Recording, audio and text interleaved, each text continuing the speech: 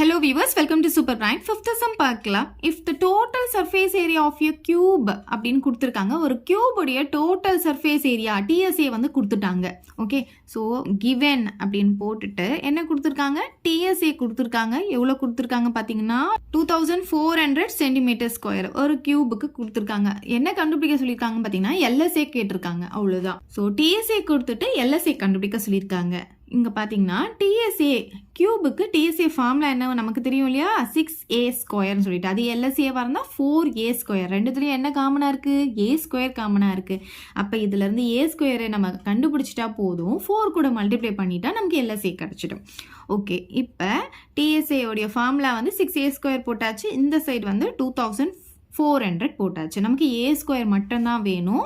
அப்போ மல்டிப்ளேயில் இருக்க 6 பார்த்தீங்கன்னா இந்த சைடு வரும்போது டிவைடில் வந்துடும். இதை 6 டேபிளில் கேன்சல் பண்ணிட்டா 4 × 24 வரும், அப்புறம் 2 0. அப்போ a ஸ்கொயர் பார்த்தீங்கன்னா நமக்கு எவ்வளோ வருது, 400 அப்படின்னு கிடைக்குது. இப்போ நம்ம எல்எஸ்ஏ கண்டுபிடிக்க போகிறோம். எல்எஸ்ஏக்கு ஃபார்முலா பார்த்தீங்கன்னா 4a ஸ்கொயர் யூனிட்ஸ். ஸோ 4 அப்படியே போட்டுக்கலாம்.